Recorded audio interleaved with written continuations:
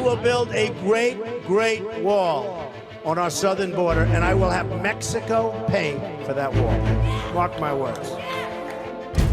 People look at the Statue of Liberty and they see a proud symbol of our history as a nation of immigrants. Donald looks at the Statue of Liberty and sees a 4. Maybe a 5 if she loses the torch and tablet and changes her hair. Hillary is so corrupt. She got kicked off the Watergate Commission. You could put half of Trump supporters into what I call the basket of deplorables. The racist, sexist, homophobic, xenophobic, Islamophobic, you name it.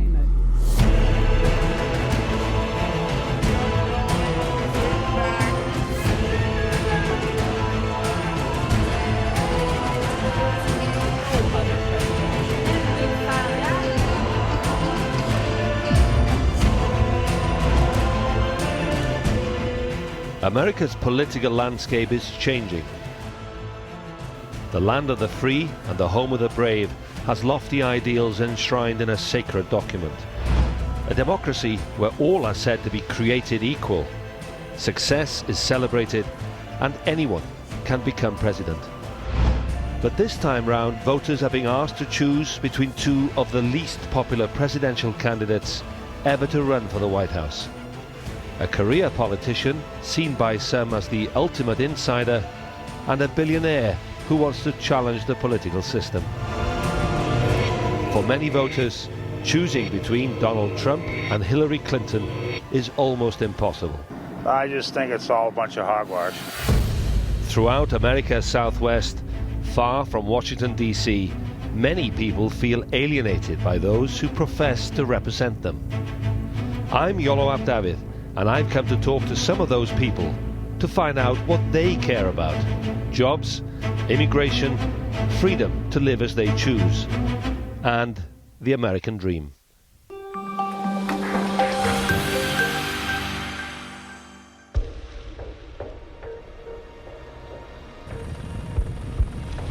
America's a country built on immigration, but these days the masses from outside are less welcome. They're bringing drugs, they're bringing crime, they're rapists. The US-Mexico border is more than 3,000 kilometers long, and in Arizona it's become increasingly militarized. Fences, watchtowers, high-tech sensors, helicopters, and a multitude of trucks from the US Border Patrol. A lot of people crosses the border. Unfortunately, people choose to do it illegally. Whether their intentions are good or not is still a crime, and there's still one of the things that is still happening is they're paying into criminal networks. The same criminal networks that are involved in smuggling drugs, the same criminal networks that are involved in kidnapping, extortion, cartel violence that we've seen. The same criminal networks that are smuggling weapons from the U.S. into Mexico. Donald Trump has made this border the center of his campaign. He's threatened to deport 11 million illegal migrants who live and work in the States. About 200 kilometers south of the border, migrants meet in the Mexican town of Altar. It's where they buy supplies and contact the people smugglers, who, for several $1,000s, will guide them into the US or into trouble. There are many shops which are selling all kinds of gear. Backsacks here, clothes, camouflage clothes, caps, t-shirts, socks, anything really that helps people as they try and cross the desert between Mexico and the United States. Altar's shops sell all the essential supplies for the hopefuls, who will try to survive deserts and mountain ranges to cross the international border. Disorientated and dehydrated, many migrants don't make it and have to turn back. Others are abandoned by the people smugglers, and their remains are found each month in this inhospitable landscape. Hola! Traemos agua, comida! But those who do make it across sometimes find a few good Samaritans who will help.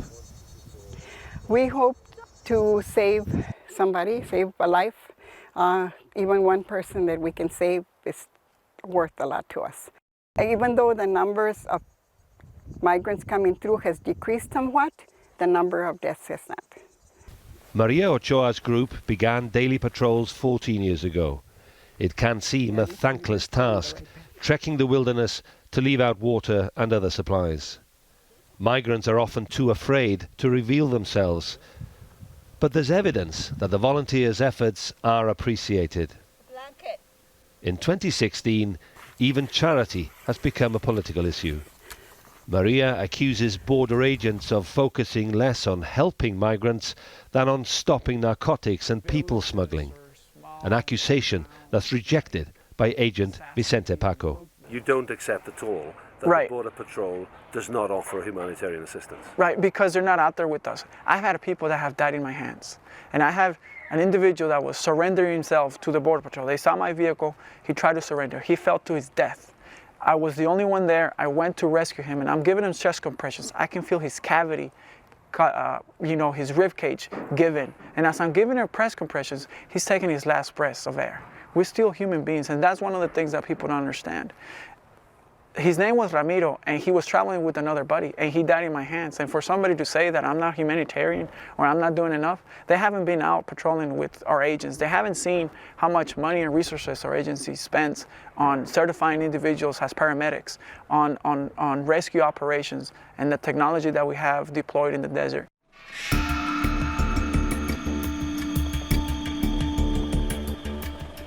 For now, the daily game of cat and mouse between the border agents and would-be migrants seem to never end. US Customs says in 2015 it deported more than 150,000 undocumented immigrants caught near the border. Some of those who don't make it end up here, a soup kitchen less than 100 meters from the border, a haven for migrants who often end up penniless after spending thousands of dollars trying to reach America. I grew up in America. No? I was 10 years old when I came to America. All my life is in America. Home is where your family at. Okay? And my mother, my brothers, my sisters, my grandkids, they're all over there. I'm over here in Mexico. When you explain this to the authorities, don't they understand that you just want to return to the family? No, they don't. Some of them they do. Some of them they don't. Surveys suggest 8 out of 10 Trump supporters want to see a wall built all the way across America's border with Mexico. But attitudes in communities near the border are far less clear-cut. Artists from the American town of Bisbee have teamed up with Mexican schoolchildren to turn a barrier here into a canvas. We are turning an ugly monument that we disapprove of into something that's beautiful.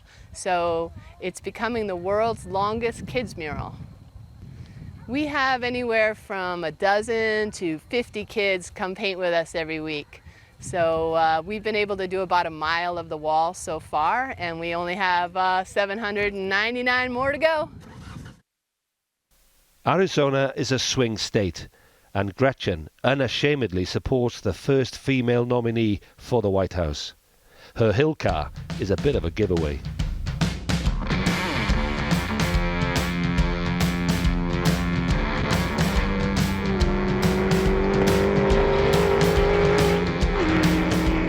Democrat or Republican, Arizonians are united in their love of cars. In this state, drag racing isn't just for professionals. Enthusiasts take over this airstrip for a weekend of high-octane thrills. Forget climate change, gasoline here sells for just over 50 cents a litre. Cheap fuel and plenty of space to play. It's exhilarating. For me, I think it's amazing what people can do. Most of these guys are average Joes, and they're driving cars that would have been strictly race cars 10, 15 years ago, which is pretty amazing. And then they drive it home. Neither Clinton nor Trump appeal much to this crowd. It's tiring. It really is tiring, and I wish it was more cut and dry. I wish there was a clear choice, but there's not. It kind of bugs me when you have Hillary supporters that completely reject everything that Trump says and vice versa, because it's not that cut and dry. It's gray. It's not black and white.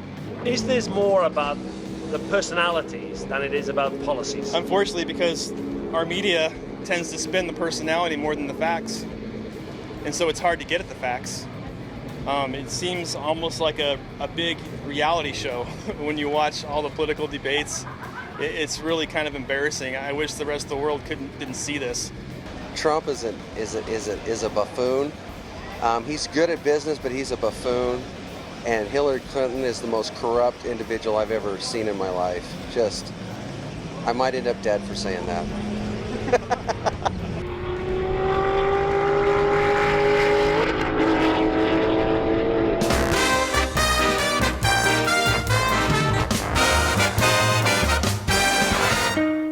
Nevada is my next pit stop, another swing state and home to America's entertainment capital.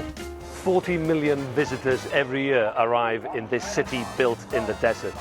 The attractions are the hot weather, gambling, and to have fun in the clubs and casinos, the shops and the shows. Money is what it's all about. They used to think the good times always roll in Las Vegas. Property developers bet on ever-increasing house prices, fueling an unsustainable property bubble. When the market went bust in 2008, many people lost their homes. During the last few years, there's been a steady recovery. But even now, 1 in every 5 homeowners still owes the bank more than what their home is worth. One real estate developer is worried another bubble could be on the way. Consumers are offered credit to buy a home that couldn't afford it in the first place. They still believe Las Vegas is where the next gold rush is going to be. And that's not happening. People move here with their savings, sit at home and wait until the phone rings. Well, guess what? The phone will not be ringing, okay? So then they go into a casino, gamble it off because, they believe they can double or triple or quadruple their money. That's not going to happen. This house in a gated community was valued at $500,000 a few years ago. Now is worth less than half that. So much for the American dream. There is no more American dream. That's long over. The American dream was to buy your house, raise a family, have a good, reasonable job, make good money, keep most of your money that you make, your income in your pocket. That's not happening for a long time.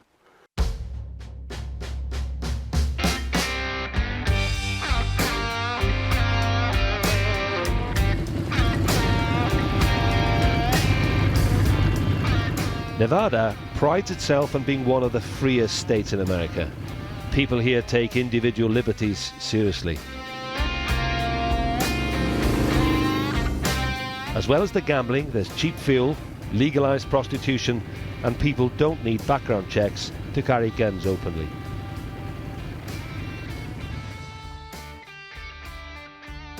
Shooters take aim at a range on the outskirts of Las Vegas. Most are far more experienced than this stranger from out of town. So, up, back, forward. As well as voting for a new president, Nevadans are deciding whether selling firearms should be done through a licensed dealer. Michael O'Reilly is a retired telecom engineer who's now a gun instructor and supervises at the range. If you take away the Second Amendment, our right to bear arms, then you start whittling away at the rest of the amendments to the Constitution. We've got no way to defend that. He's an experienced teacher and shows how a gun should be handled. But shooting accurately is a different proposition altogether. That's because you jerked. I jerked it, it pulled. Nobody's talking about what needs to be done. It's just him against her, or side A against side B. They're too busy talking bad and bad-mouthing each other versus talking about the issues. I wonder How do people read that? Ridiculous. What do people read? That they're actually mudslinging? Yeah. Rather than talking about policies? Yeah, they do the same thing I do. You shake your head. I mean, the people I talk to, ask them if they watch the debates. Nah, they're not gonna, I didn't watch it. I got better things to do.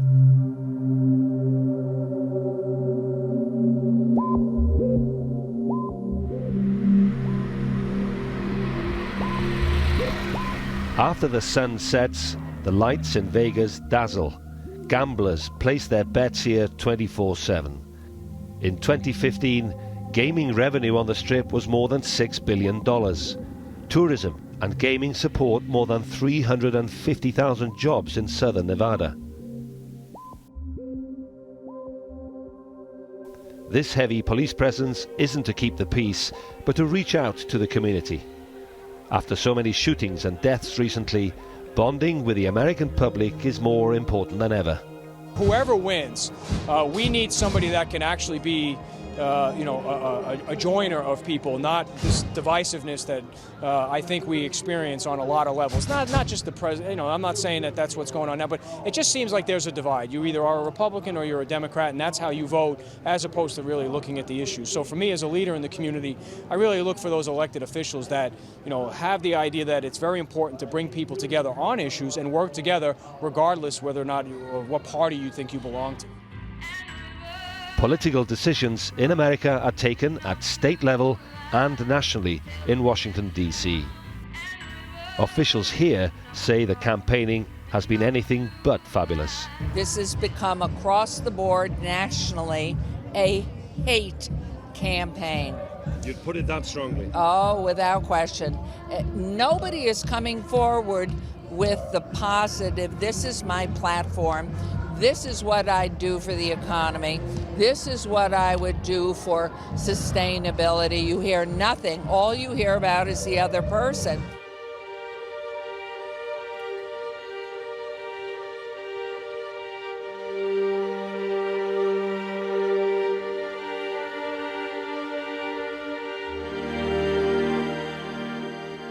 California is a land of big skies and wide open spaces.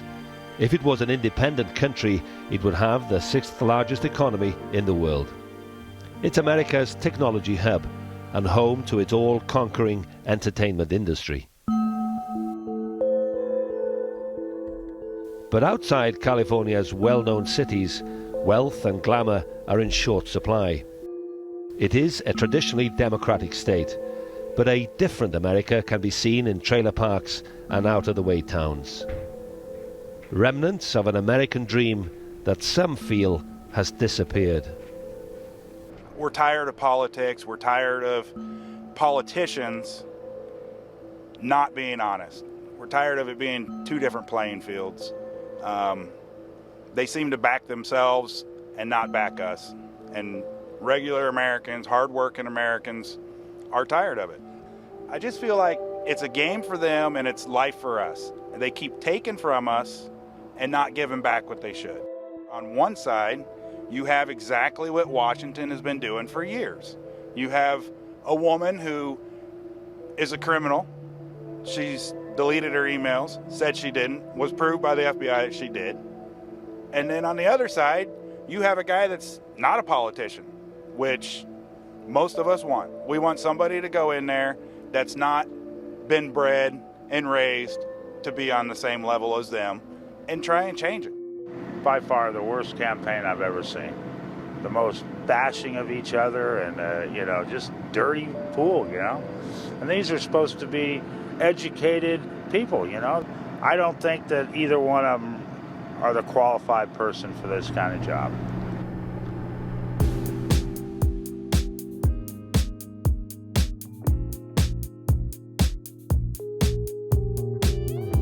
Down the road, apart from the usual congestion, Los Angeles is easy living for the well-off. American culture pays in this city, and there's a synergy between Hollywood movie muscle and the power politics of Washington, D.C. Well, it's often been said that Los Angeles and Washington are very similar cities. And they're both cities where people are obsessed with power, Hollywood power, political power. And the way Hollywood depicts Washington is, I think, each year becoming more and more realistic. The current election cycle makes it easy for comedians and writers because there's just so much fodder there. Things that you couldn't have written in a script a year ago because people would say, no, a presidential candidate would never say that. You can write with total abandon.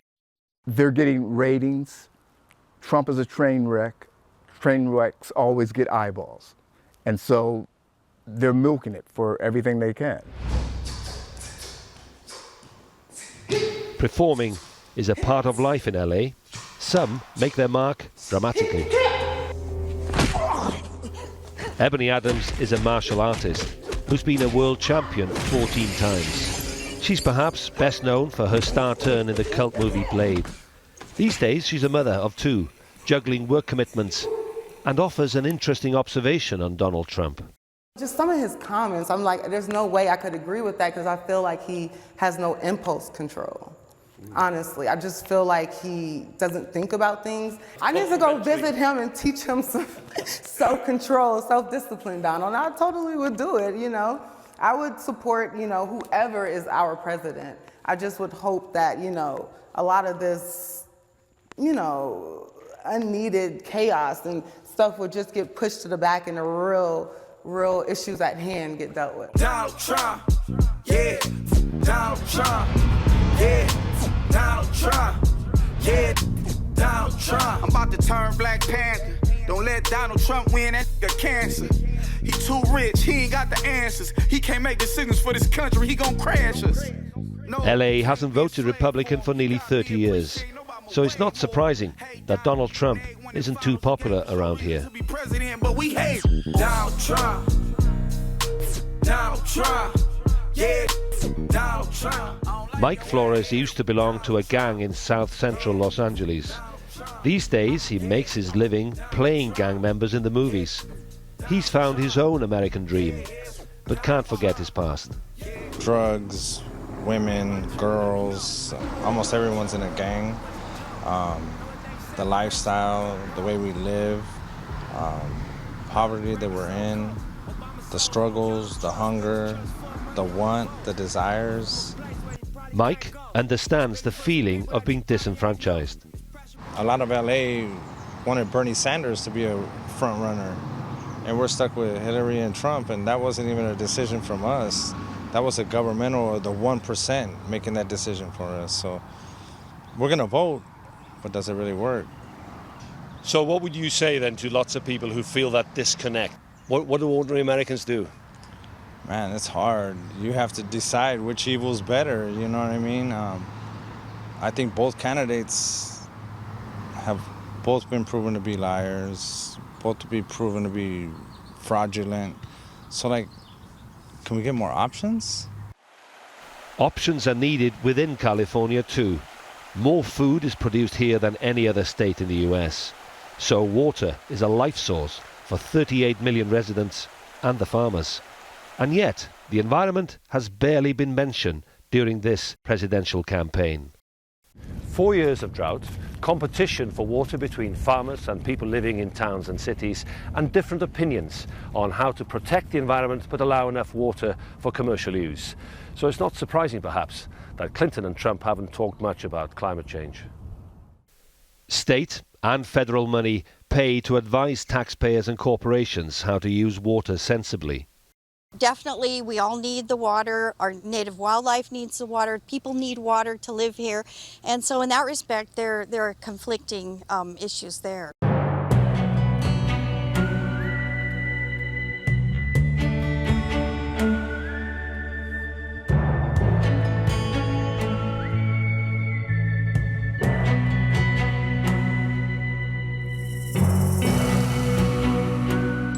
Success is a badge of honor for many.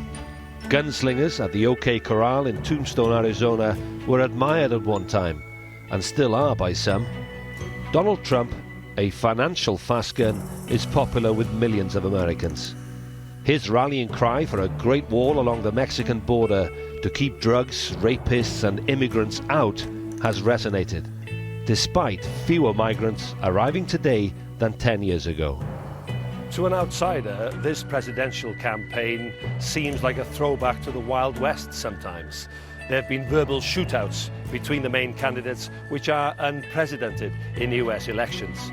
Trump has threatened to jail Clinton if he becomes president after the email scandal, and suggested she could be stopped in other ways if she tampers with gun laws.